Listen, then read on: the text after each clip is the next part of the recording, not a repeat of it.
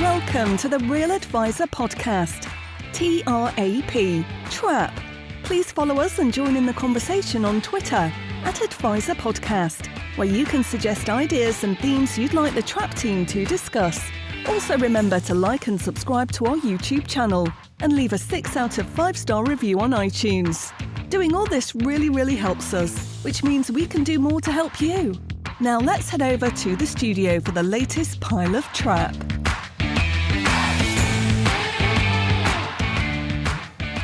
Yes, indeed, dear Trappists. Welcome back to what many people are calling episode 36 of the Real Advisor Podcast, TRAP, TRAP.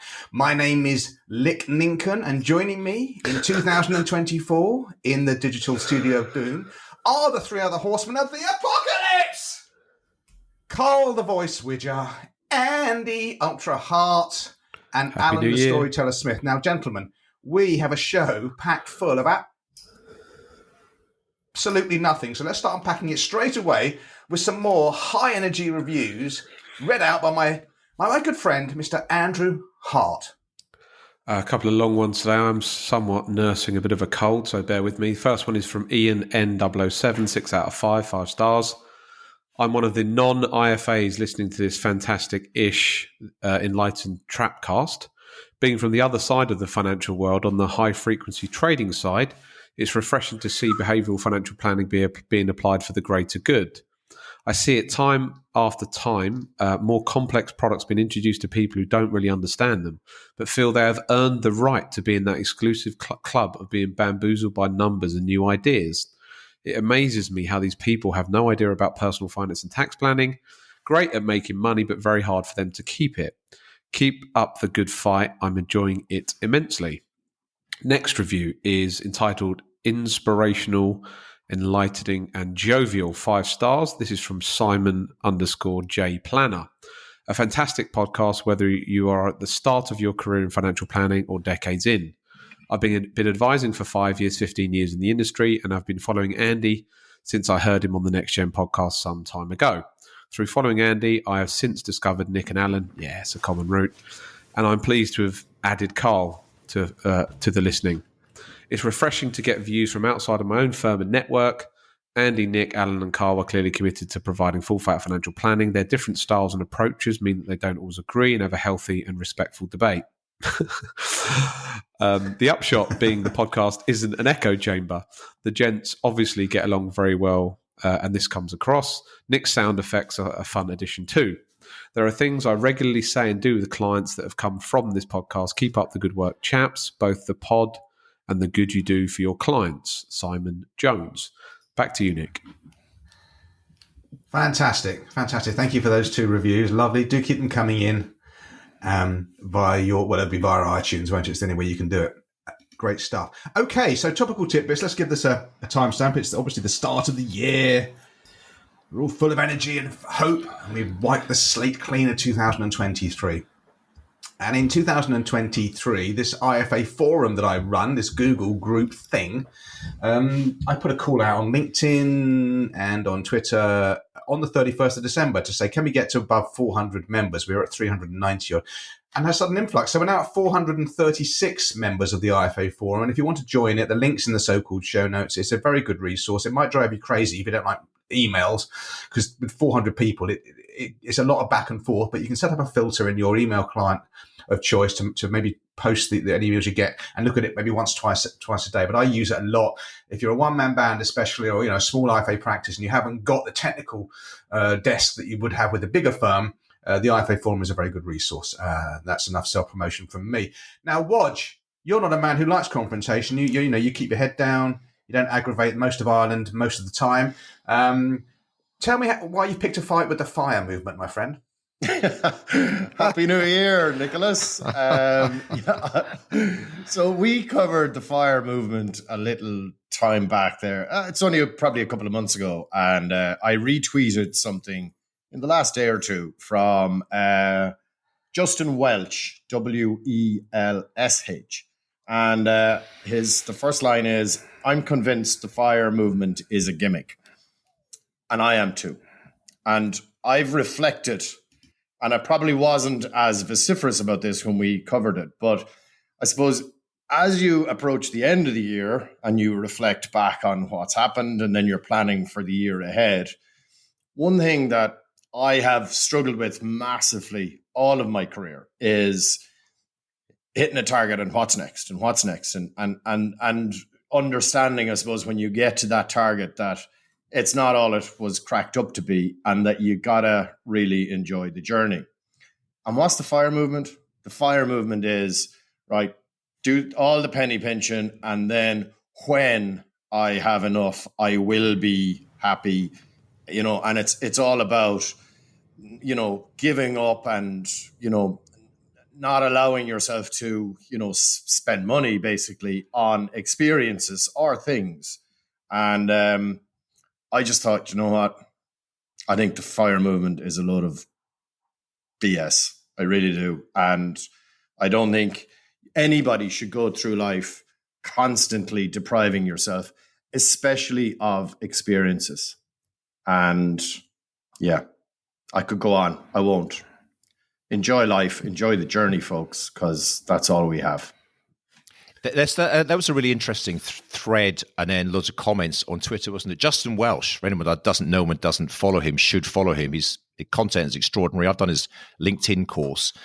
And so he's not from financial services at all. He's just someone who's a successful solopreneur creating his own financial independence. And he just reflected on it and thought, this is nonsense because of the amounts of sacrifice. Now, I know, and Andy's going to jump in a minute and say, which is true, there are degrees of it. And some people absolutely seem to deny themselves, live on, boiled rice and top ramen and sort of live in penury for 10, 20, 30 years in order that they can, walk away from a job that they hate.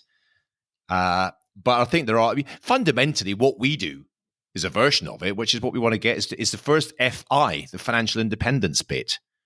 The retiring early is just it's a term. And I think there's just such a wide range of it, but it seems to have gathered a lot of momentum because of, and the more famous ones like Mr. Money Moustache, who kind of founded the whole thing, certainly seems to have been quite extreme in his lifestyle and his behavior and his sort of choices that he's made over the years, the ones that he's promoted. So I'm with you, Carl, on it. I think I agree.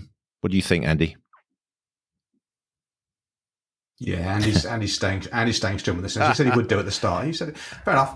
Yeah, it's a balancing act, isn't it? We obviously want clients to be saving for their future selves so they don't run out of money later on in life.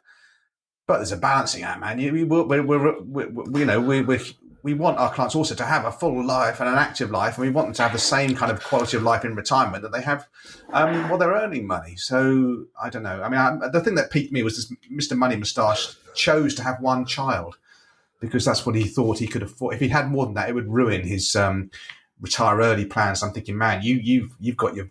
To me, that's a value system that's upside down. Anyway, let's not. I'm going to say one point on it, Nick. As a sort of movement, as a force, their conclusion is to invest in 100% global equities, which I've never seen that outcome from anything else. So that's just one enormous great point from it. Yeah, I mean, it depends how you use these principles and balance it off. It's a bit of a straw man argument to just go after the extremes. And it's a little bit insulting to think that these people that are on the FIRE journey do not enjoy the now and spend money on experiences. So it's a balancing act. It's trade-offs. It's like everything in life. But I think the principles are sound. Control your expenses, know what you're spending, invest in global equities, work out what your number is, and then live your life around it. Obviously, taking an extreme of I'm only having one child because I'm doing the FIRE movement. Obviously, yeah, that's not cool. But then there are other people that do fat FIRE that have lots of incredible amounts of income coming in, but they just control their expenses. So it's like everything. There's good points and bad points with it. But as a movement to promote 100% global equities, we don't see that anywhere. So that can only be commended. Did you just say fat FIRE? Yeah, that's fat FIRE. But fat FIRE is basically what we do. Yeah, exactly. It's like put a brand and a name on it. It's just good quality financial planning. I'm just using the terminology within the space. Yeah, I'm not making up something myself. Yeah, but Andy, what you've just described is exactly what Alan said. It's real financial planning. But real financial planning can't be about the principles of FIRE are the same as what we preach. Yeah, there's obviously extremes to all of them, but the principles are sound. Control your expenses, invest your excess in global equities, plan what your number is, and then retire to something that you like more. You know, it's not retired to do nothing, again, which is something that people talk about. It's not retire to a beach at 33 and do nothing for the rest of your life and be unproductive. But again, there probably is one person that did that. That's not all of FIRE. Well, if I could just counter on that, financial independence, retire early, right? So for me, any of the reading I've done on the FIRE movement is exactly that. It's about like, I'm going to retire to a beach and to just do nothing.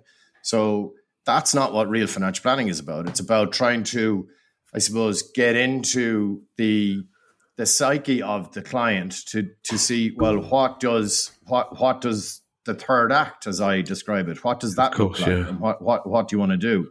And I don't know.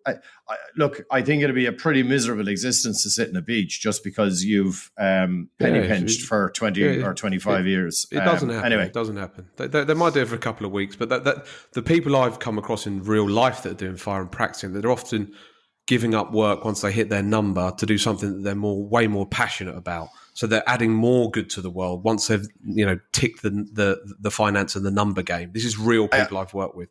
But and the reason you've come across them is because you're working with them to do real financial planning, and that's massively different than the FIRE movement. And I get it that there are extremes, but putting off this is my whole premise here is this is a journey that we're all on, and you got to try and enjoy the journey because you got to enjoy the journey. 100%. It's not a rehearsal, and always thinking I will be happy when it does not work. It does not work. Yeah, that's correct. That's correct. Okay, that was very good. We had enough tension there, but we're still in love with each other, liking this very much. Okay, the next topical tidbit. Well, this is we could. There must be I think there's almost an endless supply of these tidbits that the so-called experts throw out. But I just saw something from Morgan Stanley that Morgan Stanley put out on the 19th of December 2022, basically their predictions for the S&P for last year, for 2023. I'll read out the opening paragraph and then we can move on. But there's a link to this in the so-called show notes. And if you're an advisor, I would suggest this is the kind of content you want to be putting under your clients' noses and saying, this is what I protect you from. So it starts, US equities are set for their worst year since the global financial crisis. And according to Morgan Stanley strategist Michael Wilson, your mother must be proud, Michael, corporate profits are about to meet the same fate. Well, and in the same article, apparently the S&P was due to go down to as low as 3,000. Well, we know what happened in 2023, don't we, dear Trappists? Another example of the dangers of the dying legacy media and its pernicious effect on our clients and the culture it creates. Mr. Hart. This is very much you, isn't it, Nick? Everyone else is looking at the predictions for the following year. You go back to the previous year and just prove how wrong they are, which I like, which is very interesting. Yeah, you got to. So you're going to be doing that forever, aren't you? You're going to be doing that forever, aren't you? Once a decade, these people get it right, don't they? And then they just crow on about it. It's like, no, hold on, let's just look at your complete. Yeah, we should have like an amber system. Like last year, it was definitely red. Like this year, it might be amber. They might actually hit green at one point. But I think that's the point, and I'll sort of just shoehorn my topical tidbit in here now at an appropriate juncture, because I do the same as well. Last couple of years, I've become a bit more Nick-like, and when I see all these predictions, I save them. I think I'll just check. I've only done it a couple of years, and every time they are so wildly wrong. So I posted something on LinkedIn just before the year, on the last day of the year, I think it was the 31st, or the last trading day of the year, whatever that was, 29th or something of December. And it was not just Morgan Stanley, it was all the big, banks, investment banks who do, and most of them, and why they do this, I guess the customers or clients want them to do it, but they are expected to give a prediction for where the S&P will be by the end of the trading year. And you name them, all the big guns, all the names. I think Barclays, was the worst. They were just so they predicted 3,700. So they were just so wildly out, and loads of them were just so wildly out. So what was interesting? So I posted that kind of benign comment just as we're wrapping up for the year end. I thought, well, that's just interesting. The point is not really to have a go at them, but you think with the armies of economists and PhDs and whatever they call all the sort of complex experts that these organizations have got. And it wasn't as if they were just a little bit out. They were just wildly out. You could not be more wrong if you tried.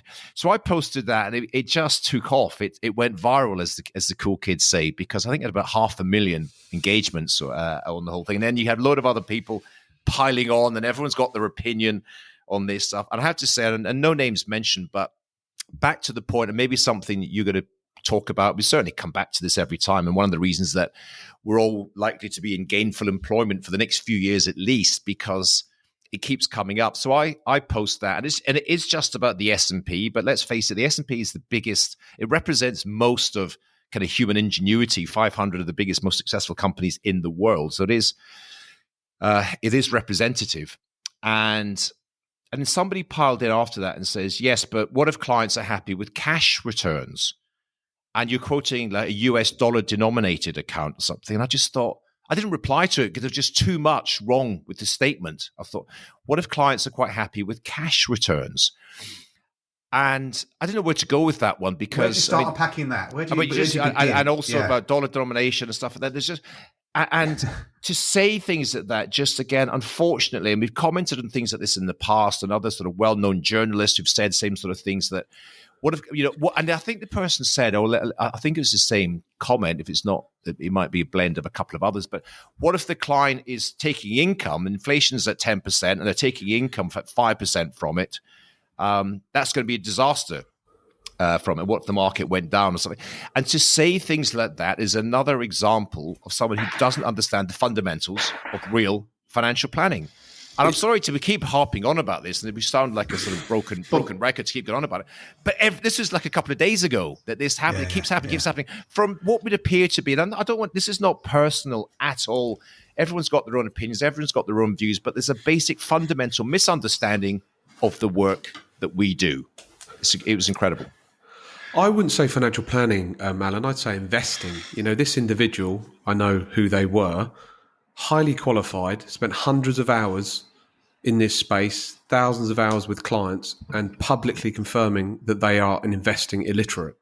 I love it. It's absolutely brilliant. But it's mind-blowing that someone can spend that long doing their trade and still have not a clue what on earth they're actually meant to be doing.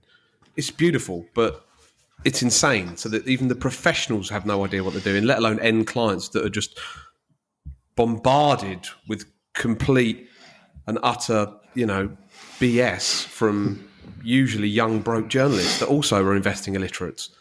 But hey-ho, as you say, we'll still be in gainful employment. Okay. And slightly leading from that, my next topical tip is a very quick one. I've just had a really good. Well, I'll talk about that actually in the meat and potatoes. But I've taken on board a new client family at the very tail end of last year. Had the discovery meeting on a Monday. Had the planning meeting on a Tuesday, and at the end of the planning meeting, they said, yes, we want to come on board. So effectively they were, the whole loop took 48 hours, which I was happy with, of course. This client, born in 1980, so that makes him 43, and he is a high flyer. He worked for BT, and he is in the BT group personal pension scheme. It's uber bright guy, ultra driven, really nice, a delegator, perfect for me. £500,000 in his pension pot, and before I do the thing of probably, because obviously each client is different, but before I shoehorn him onto my preferred platform, I have to look at his existing arrangements with the XYZ insurance company, and he's got a very cheap scheme because it's the BT pension scheme, and obviously group pension schemes do get these discounts, and so I've got to be cognizant of that. And the platform that I might move him and his family onto are going to be maybe 30 bips more a year, but this is where the whole asset allocation or the asset allocation thing is just so incredible. This guy has, for the last 10 years or so, had his pension fund in an insurance company fund capped equity exposure at 60%, 60. Basically, over 10 years, that fund has trailed inflation. It's just staggering. He has lost money in real terms over 10 years, and he's in a fund that's capped equities at 60%. He's 43. The cash flow indicates that his pension fund is likely to remain invested for the rest of his life. And here we are worrying about, oh my God, this platform is 20 bips more expensive than that. And just the value we can add by encouraging clients to go into the great companies of the world and just hold their nerve through the temporary declines. It knocks everything else into a cocked hat. So what I haven't done with this client, and I'm going to go back to him and say, just tell me, H, how did you end up in this fund? Because God forbid this is the default fund for the BT pension scheme. They've got loads of people in their 30s and 40s going into a fund that hasn't even kept pace with inflation over the last 10 years. Absolutely. Well, I know, Andy, it's one of your rings your bells. To me, that's pretty scandalous. I'm happy to move on unless anyone's got anything to comment on that. Okay, good stuff. All right, the last, but no means least, Voice. You've got the Bitcoin story in full. Regale us. Yeah, so we spoke about the Bitcoin surge during 2023, and it was up 156% in the last episode. And then I read this article, and because I don't follow Bitcoin because I don't believe in it, but when I read this article, I thought, we need to tell the full story here, because yes, Bitcoin was up 156% in 2023 and is at about $46,000 now. But it peaked in November 2021, which is not that long ago. November, remember, 2021, at 69,000. So it needs to grow by another 50% from its 46,000 to get back to its peak. Now, we've all been through a period of, we've spoken about this a lot, kind of sideways movement and how difficult it is with clients. So I think everybody needs to be cognizant of where this has come from and the volatility that is associated with Bitcoin, because there's a long way to go. If you invested a lot of your money in this back in late 2021, there's a long way to go before you're back to parity. So I just thought, rather than, because I'm reading, Alan has just spoken about it there, about all these predictions, on the rise or the continued surge of Bitcoin. Just be careful, because, it is extremely volatile.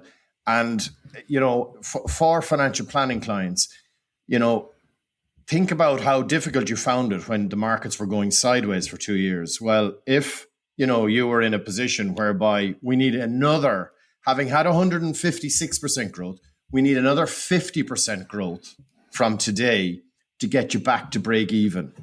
That's where you're going to be at if you invest in Bitcoin. And just, I suppose, generally speaking, I was biting my tongue there, Alan, as you were talking, because, I think a lot of these predictions they're driven by what these investment houses can offer. And they're, people saying, cash returns should be fine.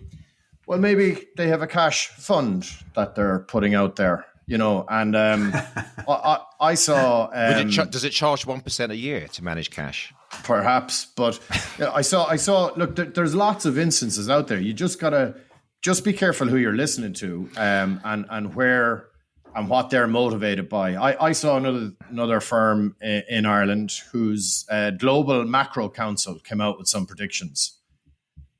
Their global macro, come on. Jesus Christ. Ask Nick, what does your global macro council believe the markets are going to do?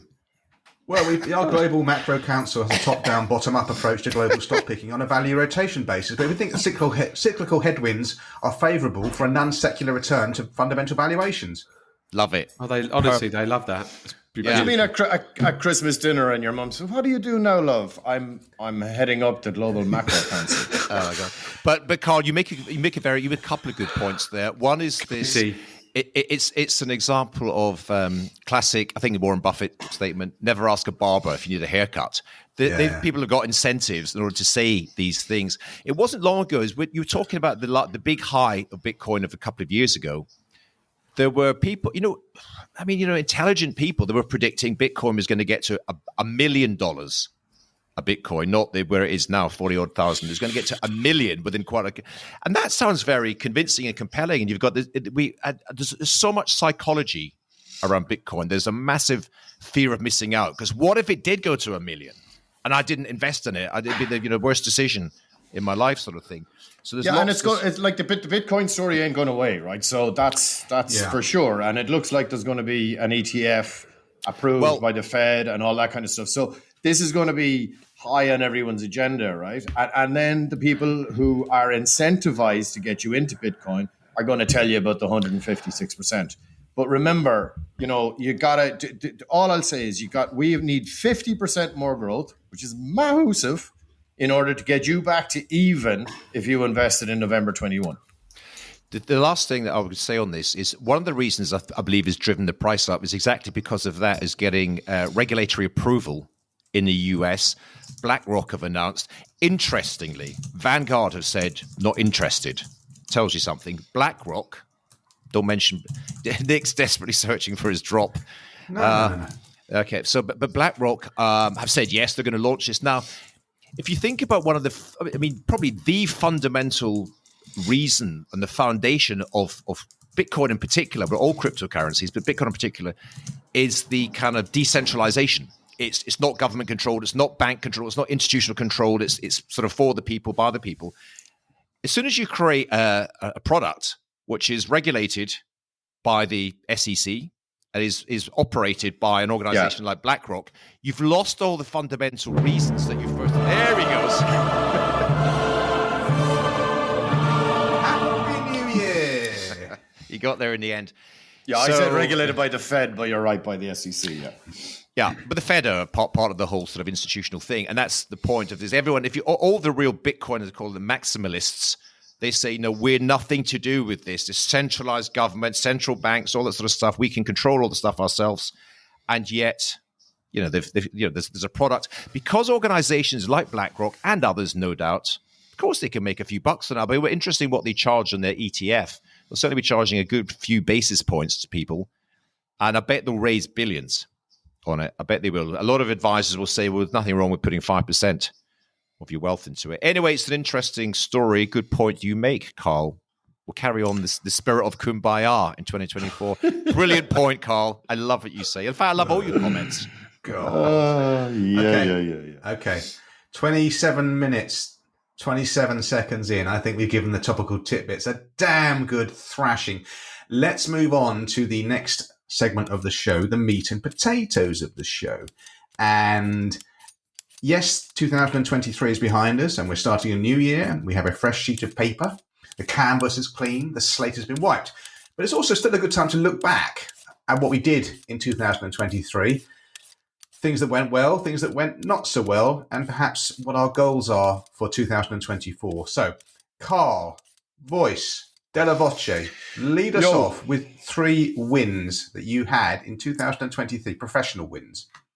Yeah, so this is kind of inspired by, I have a coach called Tommy Geary who works with me, and Tommy never knows how important he is to me and how much I believe in what he says and then try and actually put into place what he says. So this was something that Tommy encouraged me to do in kind of November, December, which was the kind of 3-2-1, which was, your 3 wins, your 3 kind of not so, your 3 things that didn't work so well, and then your big goal for next year. So, so to lead off from my 3, so I'm trying to mostly do this. I would encourage people, this is a good exercise to do kind of professionally and personally. Obviously, they will cross over, but sitting down and doing this exercise is really, really good. Anyway, 3 things I think we did really well in 2023 in Metis. Get on with it, Carl. I think we hired really well. So last year we added, I think, 6 new people to the team, which is, significant. It's a kind of 50% increase in our headcount. And we took our time with it, right? And that was a great learning from the past where we might have hired quickly and just got people on board that maybe didn't necessarily suit the culture of the business. But I think taking our time and spreading the load. So it wasn't just me hiring. We had various people in the business doing the hiring, and we had kind of 2 people involved in each of the hires. So I think we're in a really, really good place. We have a planning meeting now on the 16th of January, and everyone's going to be at that. And I'm genuinely excited as to where we can go with the team that we've put in place now. So that was a definite yes and good green tick for us.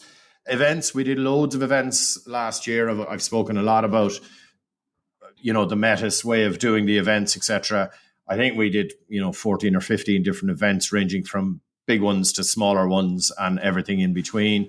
We did, the men only golf stuff. We did the couple stuff. We had our client advisory panel.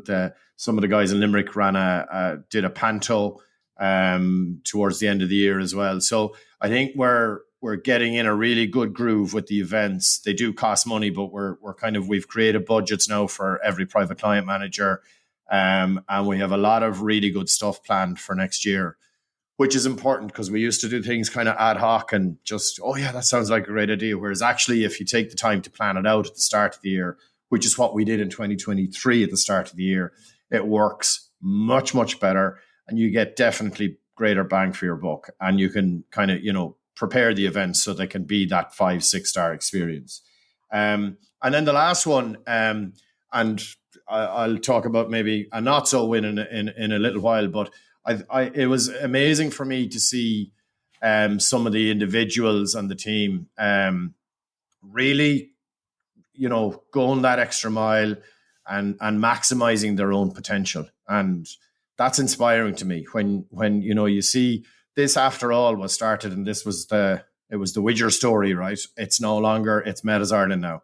And there's an awful lot of key players in the team. And that inspires me because it pushes me on and makes me try to get better every day. So that was definitely something that was, that gives me great pride. So obviously I'm going to kind of try and develop that if I can again in 2024. So who's next? Give us 3 wins from 2023. Brilliant stuff. Shall I go? Yeah. 2. Happy with me going? Thanks, guys. Okay, so my 3, well... So the first thing that I did that I'm, on reflection, very happy about is I want to have the most elegant, simple financial planning business, albeit a lifestyle business, in the that Joe Public can possibly be exposed to. And in the last year, as I've talked about before, I've done that with my investment approach. I've rationalized it further. One fund to rule them all. My message, you only need 3 pots. You've got your tax-free pot, you've got your free money pot, and you've got your growth pot.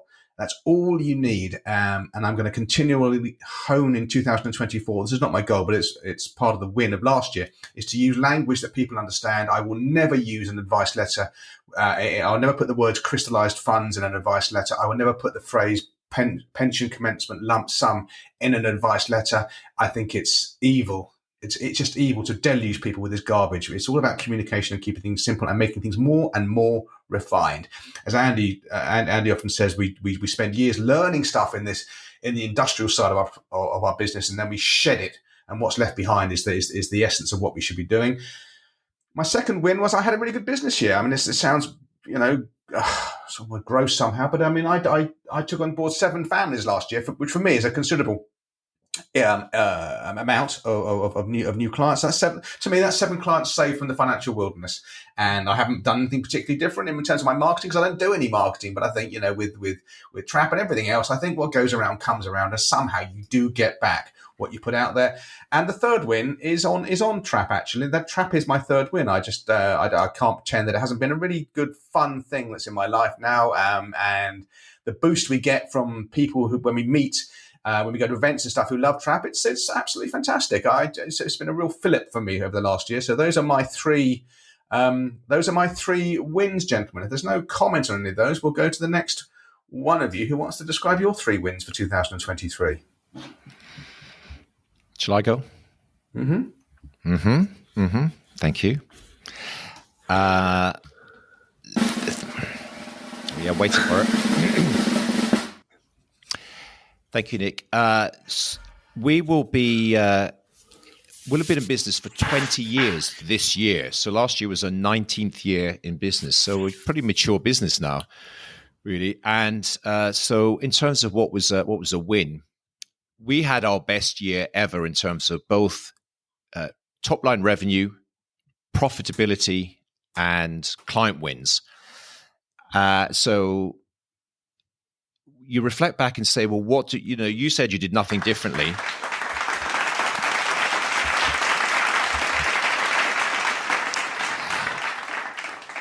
You said, Nick, you did nothing. You had a great year as well. You did nothing differently. Don't forget, last year was, to all intents and purposes, was a challenging year. We'd also, record inflation, war in the Middle East, Ukraine war still going on, et cetera, et cetera. Loads and loads of headwinds, as your macro committee would reflect on. And yet, we all seem to have had, positive years. And so I reflect back, what did we do?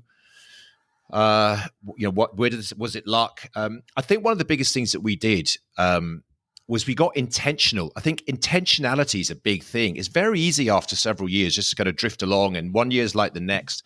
If you put, like a lot of things in life, if you say you're going to do something and you really focus on it, and you say we are going to achieve it, and then you begin to work out how you're going to do it. If you say we're going to have the best year ever, you can't just show up and do everything that you've done before and assume that everything will suddenly become better. So we set ourselves some stretch goals and some stretch targets. We began, it's still a work in progress, but we really began to nail the marketing side of things after all these years and recognizing this sort of modern digital era. I'll talk a little bit more about that in a moment. My colleague, some of you know, we all know to varying degrees, George. Shout out to George Barboff, who kind of heads our sort of marketing and developing, and a sort of separate shout out to him. And whilst we're promoting things, George has just launched a little sort of side hustle for advisors who want to launch their own podcast. We all believe in the podcast as a medium, and he's really nailed it. I mean, he produces my award-winning podcast, Bulletproof Entrepreneur, and there's none of the other noise, there's none of the heavy breathing, there's no painters in the background, there's no alarms and stuff. He does a really good job, and he's launched a product and a course, which is I think it's well worth checking out. Check him out online, George Barboff, Barbov.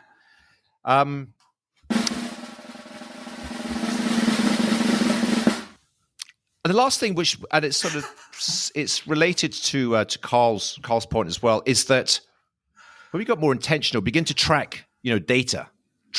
We've never really tracked data rigorously in the past, but proper businesses do that. Grown up, mature businesses, they know the revenue streams, they know the profit centers, they know where progress is happening. So they got far better at tracking data. We use the what's it called? Can't remember, but Microsoft have got a built-in tool that you can, there's so much data around our businesses, but we're paying a lot more attention to that. My own content program got just better, improved. I looked at LinkedIn numbers last week. LinkedIn numbers, I had something like 4 million impressions over the last year. Now you think, well, what the hell is an impression? What does it mean? But that stuff has led to so many things. I've mentioned before, it still is second to referrals, but our sort of digital marketing, creation, whatever you want to talk about, is now become a significant positive influence to our revenue and our growth. So that was a success. And the last one I'll say is a personal one, but I think it relates to all these things, which was I was intentional about carving out my own time. I had 2 weeks skiing, which I love doing. I took 4 weeks off pretty much. I know we've talked about do you actually switch off completely? I don't switch off completely, but I had a good time over the summer. And of course, the trap trips, which what goes on abroad, it stays abroad. But our trip to Mallorca in the summer, our trip to Paris for the rugby, it was just fabulous. Really good, say no more, but really good experiences. And I think that's really important as well. So if I reflect back what was good, whilst we have a good year, plenty of sort of personal time, family time, fun time as well. So I'll leave it there. Thank you. That's excellent. Thank you, Anna, for those 13 wins were really, really good, and I'm glad you got through them so quickly. Okay, so let's turn the carousel of doom back, pointing at Watchu's laughing his head off, but you can't hear him, Travis, because he's muted. Carl, what were 2 lessons that you learned from 2023? No, it's back to me. Nick. Oh, sorry, fellas. It's my 3. Completely my fault. Sorry, Andrew. Sorry, he rambled on so long, you've forgotten where we are. I know. Whole thing. I thought, is it still? What day is it now? Anyway, let's get back on it. Are we still on track? Well, all right. I'm going to keep mine short and sweet. So my number 3 win was Maven Money hit 300 episodes. Sort of a win-loss sort of thing because I've hung up the mic, which is rather unlike me. I feel like a bit of an amateur now, not a professional when it comes to creating content. But anyway, I felt it was it run its course. Andy, it's nothing. The ultra crepidarian Andy. He knows about everything. Andy can't be told anything. His name is Andrew Hart. Andrew Hart. Thank you, Nick. Okay, so that's my number 3. Maven Money hit 300 episodes. I stopped it in September 2023.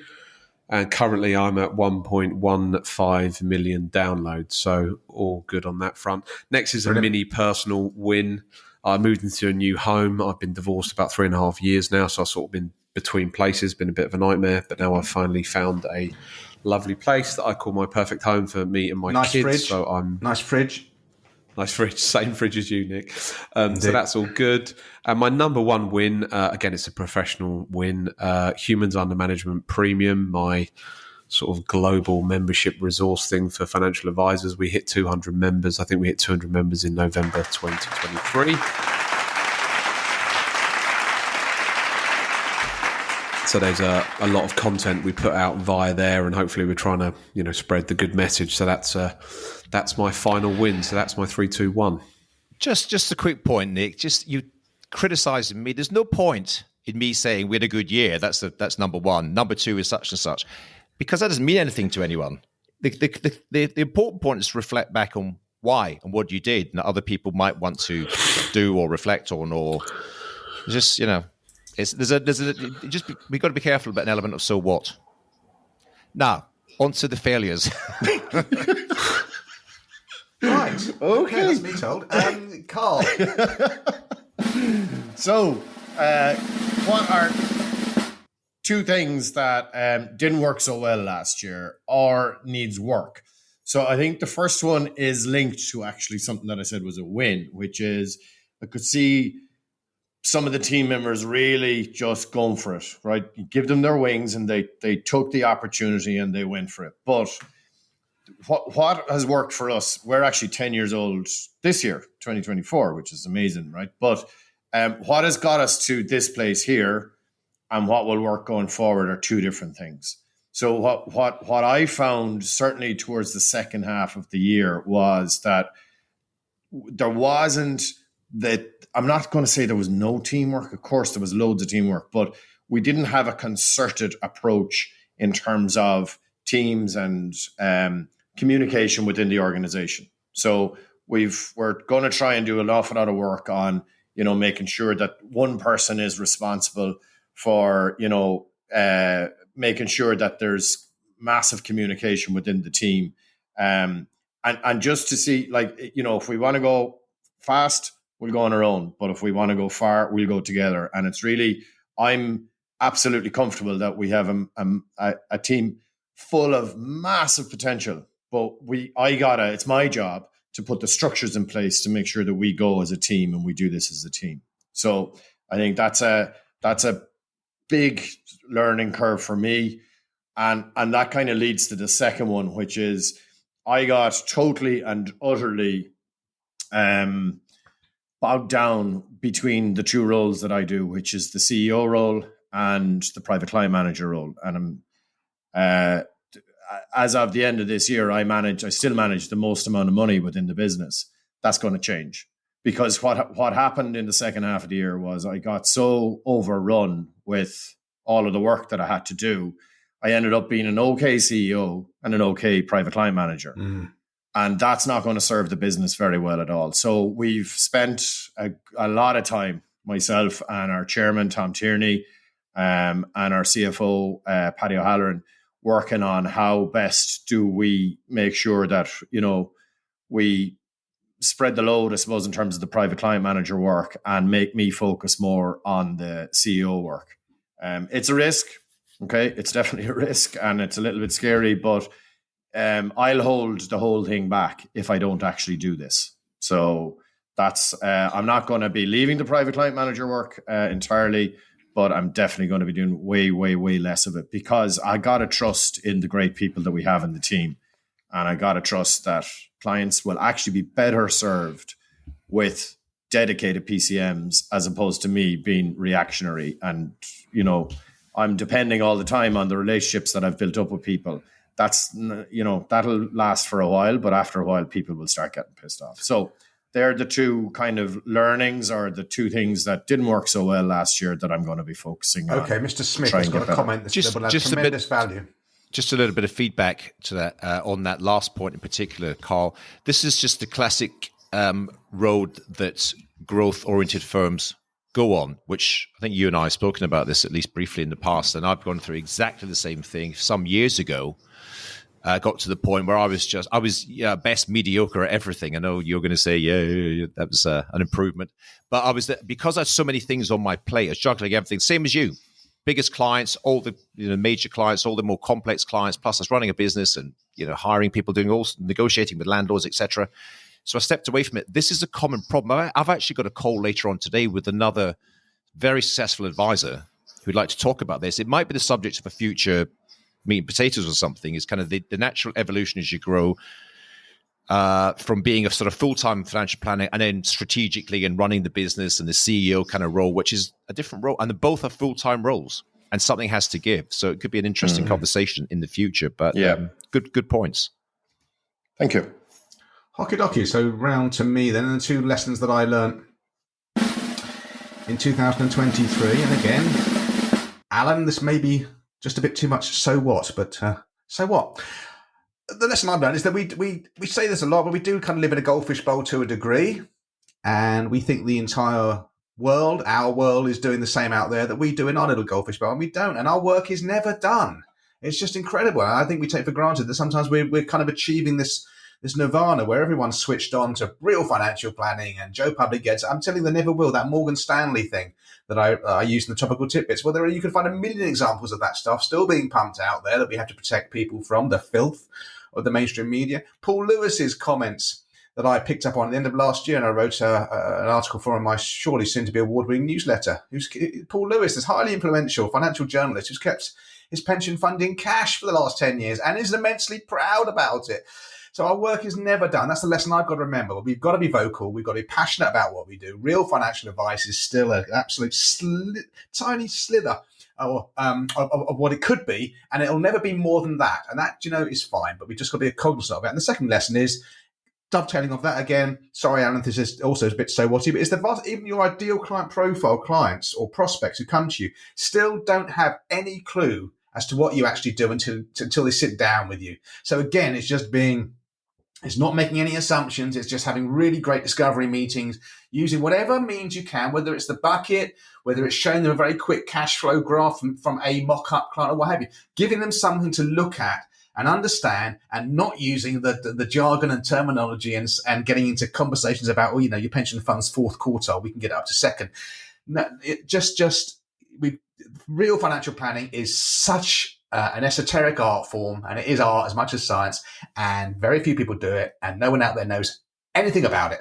Those are the two lessons I'm going to learn, I think, for 2024. Try and retain when I communicate with people. Mr. Smith.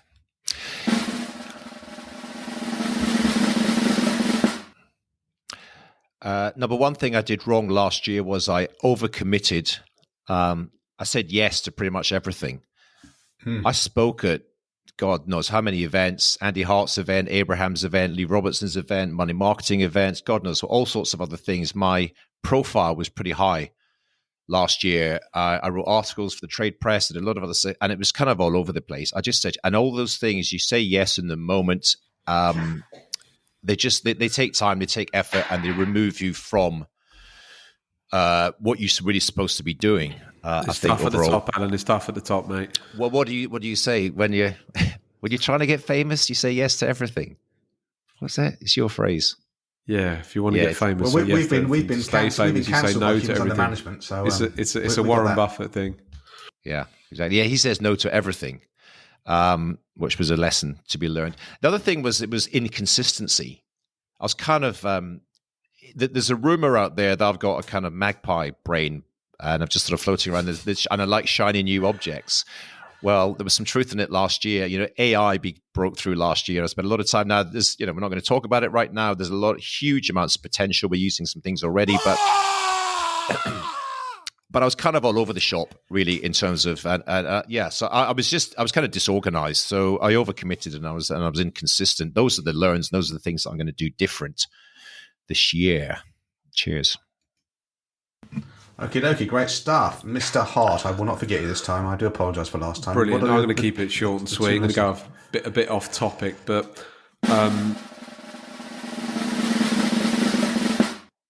when I read the script for the show, I thought it was two things that you've learned from last year, not sort of things that you sort of made mistakes on. Anyway, whatever. I'll keep it simple.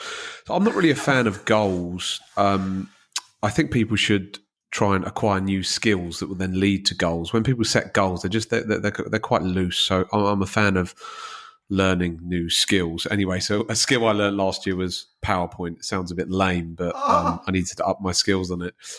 Anyway, so that's what I'm basically just trying to say. Don't set goals, learn new skills. So if this year you've got a lot of stuff to achieve, rather than saying I'm going to do X by then or Y by then, just learn new skills. Like it's called your skill stack, as Scott Adams talks about. And yeah, that's a final point. My next learning is it's an investing point, but principles will see you through. The 2023, the facts did change. Yeah, interest rates went through the roof. Cash was finally attractive. But still, the principles apply. Human ingenuity, invest in human ingenuity. The stock market is human ingenuity captured. Global equities. All of these facts change. You're predominantly invested in these 500 companies that have 500 CEOs. That all 500 are making decisions around all of the facts that have changed. And that's why the stock market will always outsmart anything that's thrown at it, because you've got real people making real decisions based on the new facts that have been presented to us. So the principles never change, even though the facts will always change. So again, it's just hammering home that point. And 2023 was challenging from that point of view. And during the sideways years, the downwards markets, that's when great advisors stand tall. During the times when the markets are flying, I mean, any idiot can make a sort of living out of it. Absolute shambles. Yeah. Back to this prediction thing. I mean, the stock market is generally going up 75% of the time and going down 25% of the time. So if I was a pirate in pinstripe and was asked to do a prediction every year, I would just go with the data. 75% of the time the market's going up and advancing, 25% of the time it's temporarily declining. So these are numbers, people, that are asked to make these predictions. So you would just go high because you got a 75%, you got 3-1 odds in your favour. Anyway, that's it. If it bleeds, it leads, doesn't it? People, the Morgan Stanley expert says market's going to tumble. It's like, oh shit, I better read that. I mean, if you just followed the data and you just said, well, it's going to go up. It's going to go up by 10% next year. That's roughly where we're going to end up, and you'll be righter or more correct than all these other idiots. It's just ridiculous. Anyway, back to you. Thank you, Andrew. So Ultra has just slagged off the point of setting goals, and 3, 2, 1. The final thing in our thing is goals. So, Carl Della Voce, what's your goal for 2024? So, I'm loving that drum roll. Anyway, Alan mentioned the word. Alan mentioned the word intentional working and living for me. So I've been down the burnout road before, right? And you'd imagine, well, if you've been down there once, you wouldn't let it happen again. I nearly let it happen again this year. I spent Christmas nursing a bit of a cold, and the reason I'm standing today is because I popped a disc in my back. So for me, that's my body going, dude, sort something out here, because otherwise you're on a slow road to nowhere. So for me, it's to be really intentional about looking after myself, so that, my job here at Meta is we have a really good thing going. So if I can be the best type of, leader, to be a visionary, to inspire people, well, then that's that's where I'm going to have the most impact, and that's where this team needs me most. So I need to, in order to do that, and the same for at home for my kids, in order to be the best dad at home and the best leader at Metis, I need to look after myself, number one. And look, that sounds awfully selfish and self-indulgent and all of that kind of stuff. Mate, that sounds bloody good. Yeah, and look, you three guys are great accountability partners for me, and when I'm stepping over the edge and going towards, but it's not bullshit, and I do have great support around me in terms of friends, family, colleagues, and I'm going to be listening to that advice, and I'm actually really, really excited as to what 2024 is going to bring. I have a feeling it's going to be my best year ever. I really, really do. So very, very excited. Your point there, Carl, about sort of looking after yourself is really well made. And again, we've talked about this in the past. I might mention it to you. There's a book called Essentialism, Greg McEwen, and there's a chapter in that. There's a whole section. You can look at it. It's on specific blogs on it. It's called Protect the Asset. And the point being, you can people in your circumstances, you look after everyone else around them and trying to keep the team going and support the team and the family and everything else. But you're the big domino. If you go down, if you're getting stressed or you sort of can't show up, then there's so many other negatives that happen as a result of that. So it's so important to protect the asset. And the number one asset is you. And it sounds selfish, as you say, but it's absolutely not. It'd be selfish not to do that, is the point. But check out Greg McEwen's writings. Ultra. I think all of us in this call have read enough books to know what we need to be doing in terms of looking after ourselves. But implementing monk mode a lot more in 2024 is going to be something that, I'm also going to be doing as much as I can. But it's hard. But, we can read all the books, we can listen to all the podcasts, we can watch all the YouTube videos, but we need to wake up every day and put in the right behaviours. And we know what the triggers and dominoes are for ourselves. So let's try and keep each other all accountable. Anyway, that's it. Okay, so it's round to me, I think, with my one goal for 2024, and it kind of just ties in all right, with voices. No more of that drop, Nick. We've had enough of that drop. There's two more to go, mate, and I might do it all through when you're talking. My one ties in with voices, sort of health and well-being. Mine's to be more stoic and not to get maybe so caught up in what happens. Marcus Aurelius said, and then Shakespeare quoted it as well. But it's not what happens to you in life. It's how you choose. How you choose. That's the important word there. How you choose to react to events. So I'm just going to try and disassociate myself from what happens to me, and focus more on actually how you react to it. So I think just from being a more loving, reasonable, rounded Lick Ninken. That's my goal for 2024. Set yourself up for failure there, buddy. Yeah. Right, Smithy.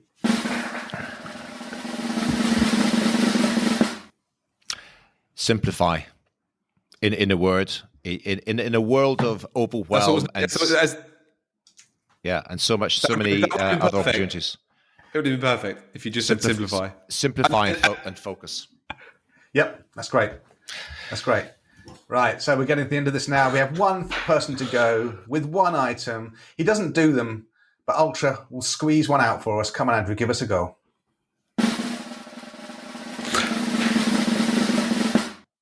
For me, it's Trap Live because it's the only sort of...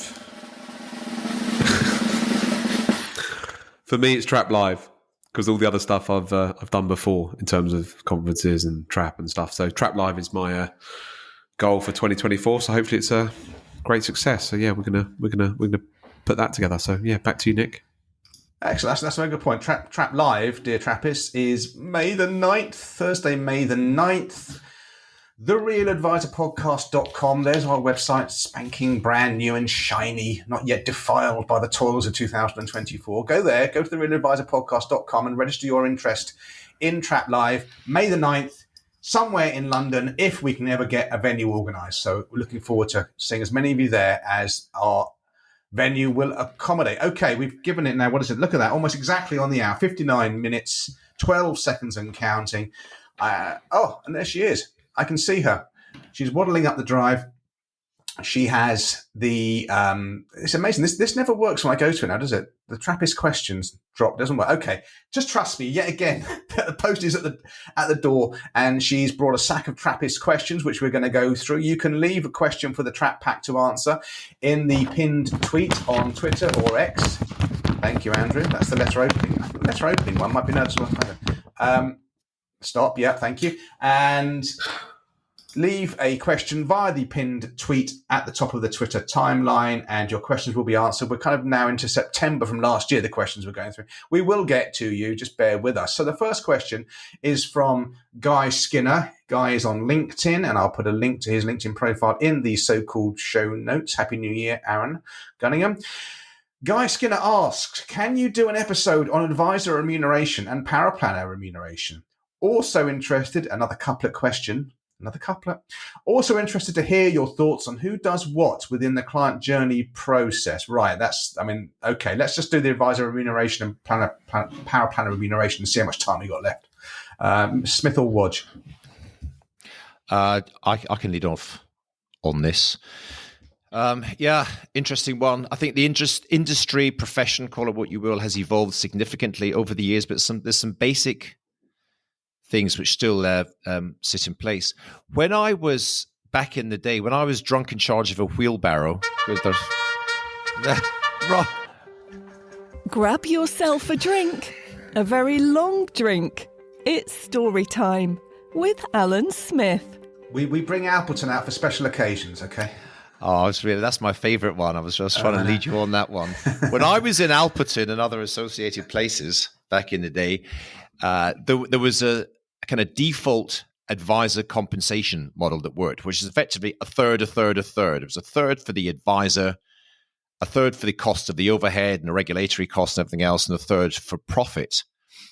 And, over the years, this has evolved and changed so much. And I've spoken to a lot of founders and CEOs of advisory firms over the years, and I've seen some spreadsheets that you need a degree in maths and rocket science and stuff to work out how the hell you get paid. There's so much complexity. But again, and in line with my goal for the year, you go full circle and go back to the things that sort of somehow always worked. What's changed over the years, though, quite interesting, is that the industry, or the profession as is now, has moved from an industry, which was a sales industry. And I tell you what, if you could sell back in the day, especially if you're direct sales or something, you deserve to get paid quite highly because it was quite a difficult skill. And as we know from the data in the past, so many people joined up in sort of direct selling organizations, and most of them failed. Most didn't work because it's a tough thing to do, to succeed at year after year consistently. Once you've gone through your kind of friends and family list, like apparently all these organizations would encourage you to do, there was no more. You couldn't sell, so you're kind of out of business. So those that were successful, those who were able to sell, build relationships, build rapport, had to get paid appropriately to do the job.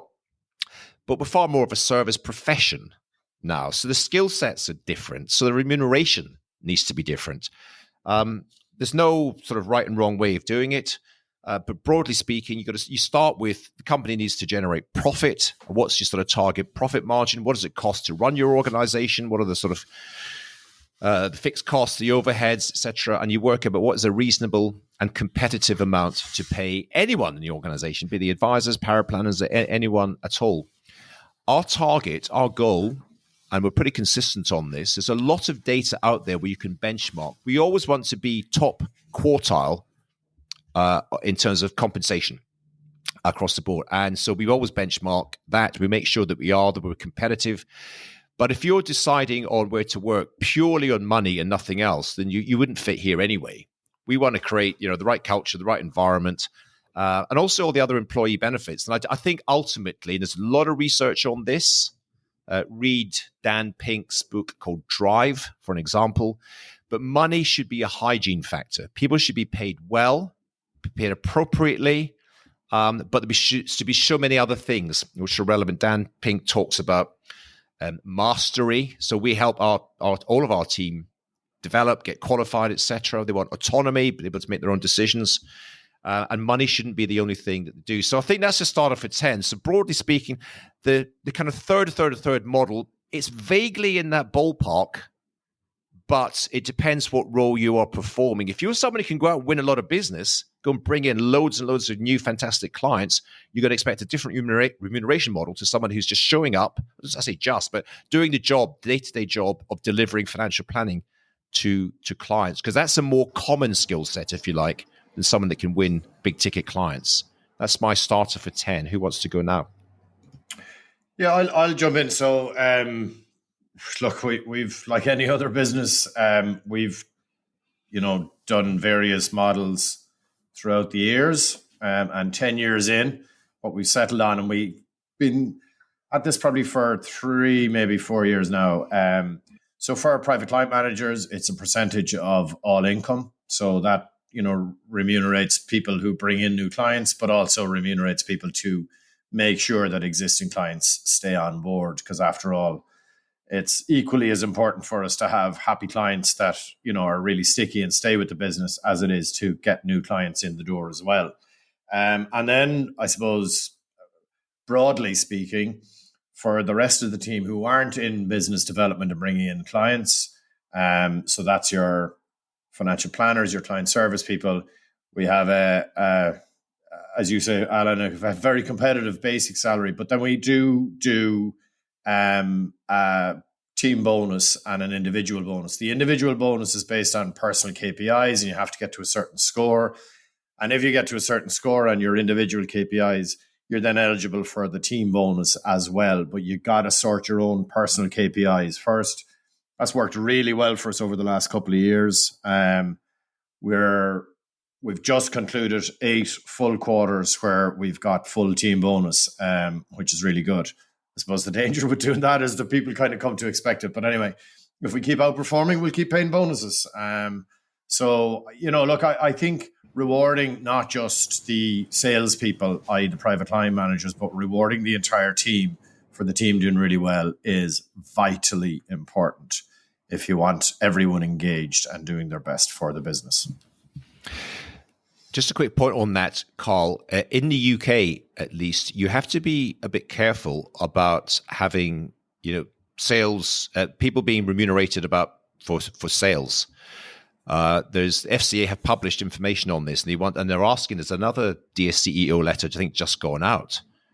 More, I think, focused on the discretionary manager side of things, but they're uncomfortable because they believe, and it's true, incentives drive behavior, so it might lead to unsatisfactory practices with that. So just something for UK advisors are aware of that and conversant with that. There needs to be a broader base of of activities, for advisors other than winning new clients. But it's I'm sure you're managing that.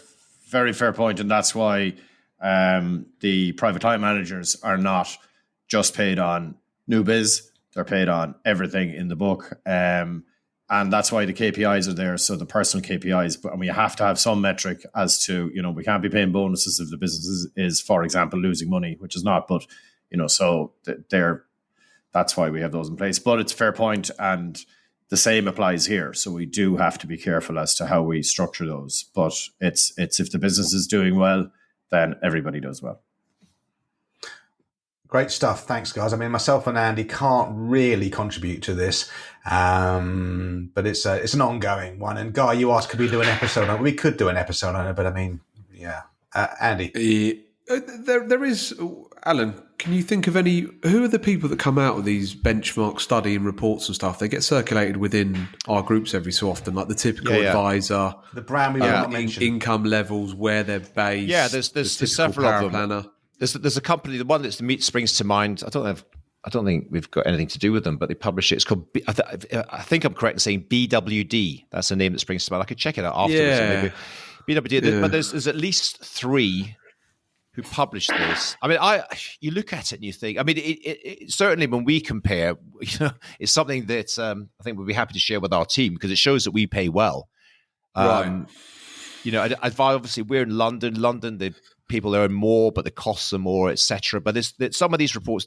I think BWD, a recruitment company, which published this, and it's regional, depends on. So they've got it all broken down for advisor, senior advisor, experienced. Yeah. Paraplan. It's a murky old world. When I often see things sent to us about people from recruitment companies talking about got this paraplanner, and we've got our own definition of what a power planner. We call them associates, but it's to do with their qualifications and experience and everything else.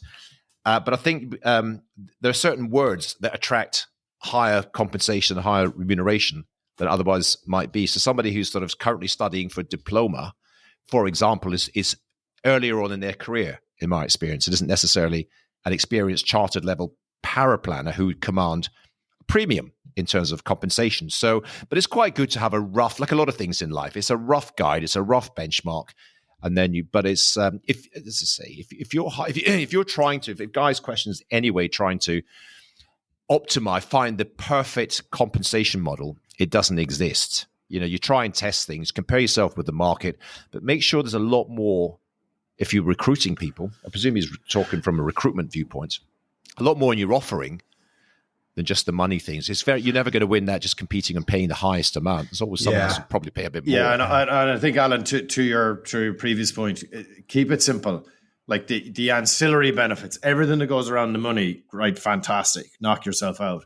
But how people, when someone walks into this office here, I need to know immediately what their package is, as opposed to going, fucking hell, what did I agree here? Which is how I used to do it. So I used to have like different things all over the place for different everybody. people, yeah. Whereas now it's like it's standard.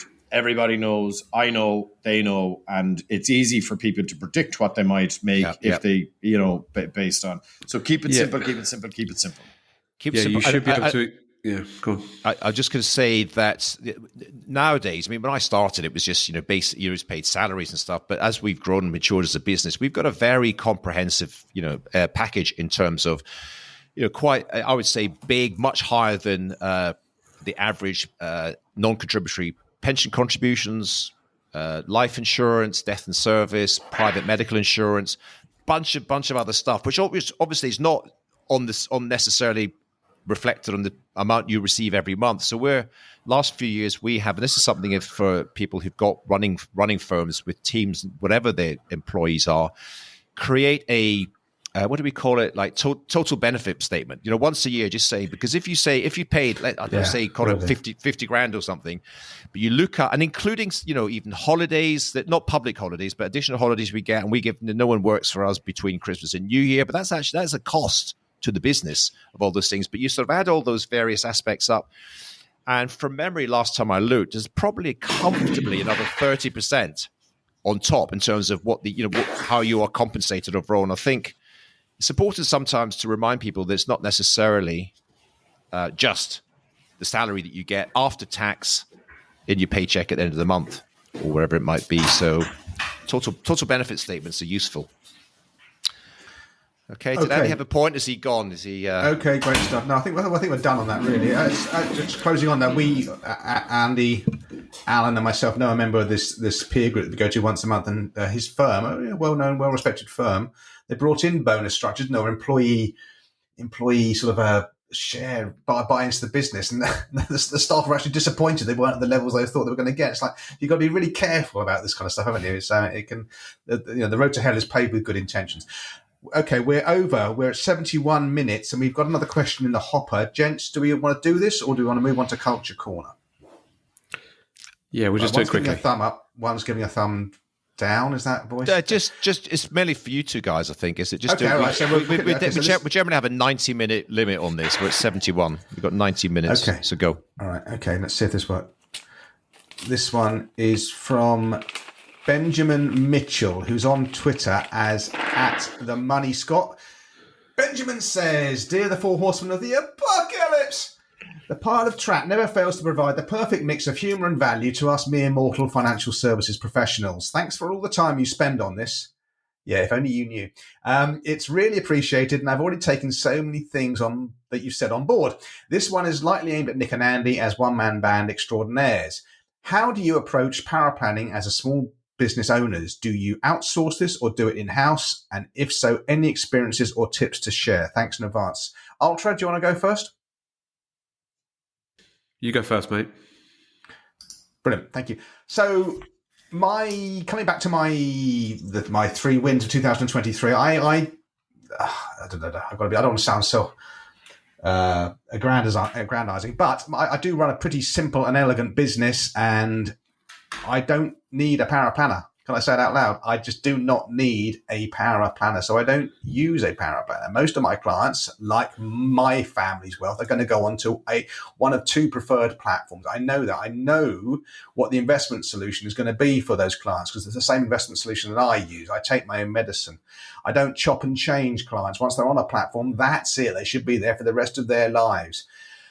I don't do fund selection and all that crap, stuff that perhaps power planners can definitely add value with. I don't mind writing the suitability report. I like writing suitability reports. My suitability reports are actually readable, and I think makes sense to Joe Public, which is the goal. So that's it. I don't do it. Ben or Benjamin. I just don't think you need to do it as if you have a one-man band lifestyle business. I don't think you need a power planner. Again, it's a bit like back office systems. I think they're a crutch. I think you need to have them. Actually, I don't think you do. You do your platform due diligence once a year. You don't need to do it for every client case. That's nonsense. You do it once a year. So that's a power planner job that doesn't need to be done if you're not doing it every time. That's. I think you can do it. I think you can do it on your own. Andrew. I run a very similar business to Nick in terms of the outcome that clients get in terms of the offering platform, investment solutions, etc. But I do outsource my power planner. I've outsourced my power planning since I've pretty much started, even when I had no money coming in. So yeah, I do recommend getting a power planner. They're a second brain to look at things, and that there is quite a lot of value added to it. However, my counterintuitive advice in this space is find a non-famous power planner. Famous power planners are spending a lot of time on social media and trade press, and then they get very busy, and then they start tripling their fees, and their service gets terrible. There's lots of small power planning companies out there that nobody really knows about, but they sort of do come up on searches, and you find them on LinkedIn, and they contact you. So my advice to someone starting out is find a non-famous power planner. When you find one, bottle it. We will study it. They're very rare, and don't tell anyone who they are. So I don't tell anyone who the power planner is I use. If I mentioned it on here, they would have 100 new clients by the morning. Their fees would quadruple. They'd forget about me, and their service would hit the floor. So my recommendation is find a non-famous power planner. There's loads of them out there, really, really good independent firms. And work with them, have a couple of cases, trial with them, and then once you like them, stay with them for a long time. So that's my advice. Back to you, Nick. The ever generous Andy Hart. He just want his power planner to be successful at all. No chance. I hope you find that very helpful. Trust me, people have thanked me about that in the past. Thanks, Andy, for telling me to find a non-famous. By the way, thank you about your IKEA wardrobe. So much better since I've gone away from a famous power planning company. The wardrobe. I heard a phrase the other day, and I thought of Maven immediately. Andy Hart, often wrong, never in doubt. Exactly. Thank you. That'll be on my gravestone. And also on the tombstone will be my IKEA wardrobe. It's more than a wardrobe. It's a friend. Right. It's his best friend, his wardrobe. I thought that was his car. No. It's whatever's suddenly in his head at that moment in time. It's his iWatch as well. He's got so many friends. Leave him alone. He's got a cold. He's suffering with flu despite being vaccinated. My lord. Okay, right. Kick him out when he's down. The final point from Matty Boy's question. We're at 76 minutes. Let's move on to Culture Corner and pray this drop works. Okie dokie. So this would be a good Culture Corner thing on its own. An app, a website called Goodreads. If, like me, you're a bit of a sado and you like to store all the books you've read and the year you read them in and how you rated them and tagged them, Goodreads is a really good free site to doing that. I read 26 books in 2023. My best year was 2019 when I read 41. Why do you care? You don't care. 26 books last year. My top books from last year were and there are links to all of these in the so-called show notes. Unreasonable Hospitality by Will Guidera. Excellent about service and embedding service at every level of a business to give clients just a wow feeling. The Bet, between the cretinous Paul Ehrlich and Julian Simon at the start of the 1970s. Ehrlich, the essential prophet of doom who's always wrong, said we're going to run out of commodities, people are going to die in their millions, and this economist called Julian Simon said, you're wrong, we'll have a better net. At the end of the 1980s, or 1970s rather, Simon had won hands down. Ehrlich was wrong about everything. Why is that important to you as a real financial advisor? Because you need to be reinforcing optimism in people's lives, all right? And you need to know who your enemies are. People like Paul Ehrlich are the enemy. Ask by Dan Solin, really an updated version of how to win friends and influence people, but really, really good. And I guess my final book will be the Elon Musk biography by Walter Isaacson. Whatever you think of Musk, it's a really, really good read, warts and all. I know that Voice has read it. Ultra, you've read it as well. I think. I don't know if Alan had. You have. Okay, all of us have. Well worth reading. If only, again, whatever you think about him, it's good. You need to know about him because he is an important player in our lives, whether you like that or not. So those are my culture corners. Mr. Smith, the big. I'm not allowed to say what it is because Andrew gets upset. What's your culture corner? Big George Foreman. Bring things back down to earth after someone who reads 41 books in a year. This is a film which came out last year. It's now free on Sky, I think. I watched it over the holidays. Super inspirational. So I grew up in the generation which George Foreman is of that era with the Muhammad Ali, Joe Frazier, Ken Norton, arguably the best era ever in heavyweight boxing. And he became world champion. His backstory is really, really tough. And against the odds, he became world champion. He fought in the famous Rumble in the Jungle with Muhammad Ali and lost, and then effectively stopped after that, became a preacher. The whole thing is just a fascinating journey of this real-life person who then, 20 years later, this is not sharing this, Carl, don't worry about me giving away the story. This is public information that anyone should know about. But 20 years later, because he needed to make some money again, he goes back into the ring. And guess what? Arguably, one of the most sensational sporting moments in history in any sport when he became world champion again 20 years later in his 40s.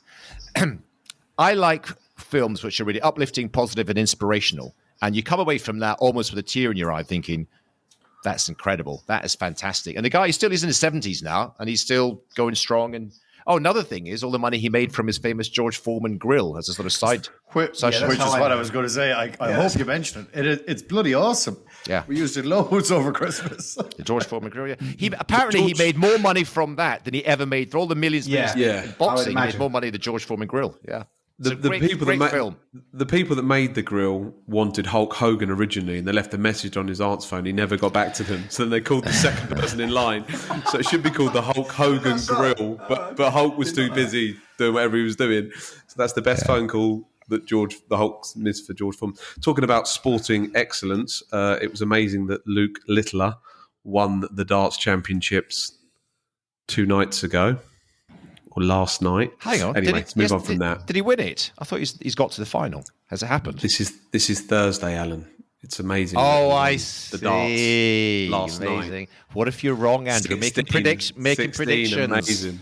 He's an absolute inspiration. Yeah. Right, back on planet Earth. Yeah. Wodge, Netflix Blue Zones. Oh no, I've said what you're going to say. Sorry, Andy. No, well, I need you to say because I always forget what I put in there. So I cannot win. There's I can't even remember what it's called, but it's if you just Google the Blue Zones on Netflix, it's about the 5 areas in the world where they have more centurions than anywhere else. Anyway, it's perfect viewing for this time of the year when you're all thinking about the new healthy you, as I am. But you know what? The thing that comes out of this, they talk about diets and blah, blah, blah.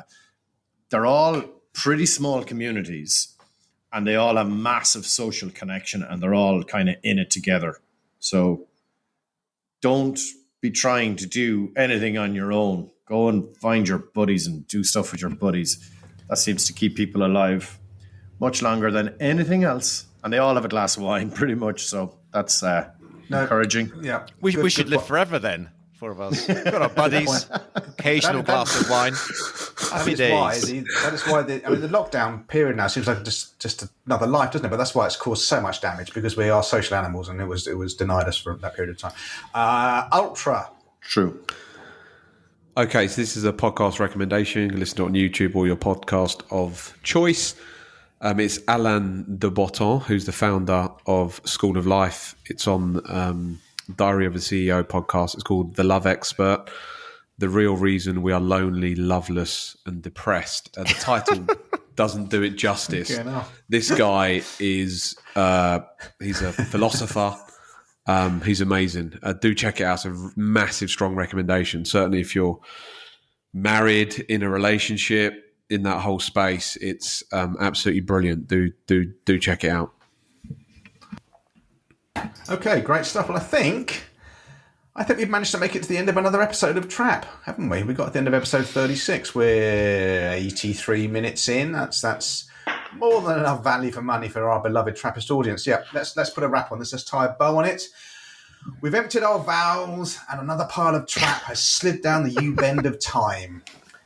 Thank you, dear Trappists, for your precious time. Please do leave a review on iTunes. 6 out of 5 stars would be nice. Remember to subscribe on your podcast app of choice. That way you get a freshly baked episode in the early hours of every other Thursday morning. Like and subscribe to our burgeoning YouTube channel so you can look at our glorious visages. But until then, dear Trappists, take care out there, and we'll see you next time. Adios. See you later. Goodbye. Happy New Year.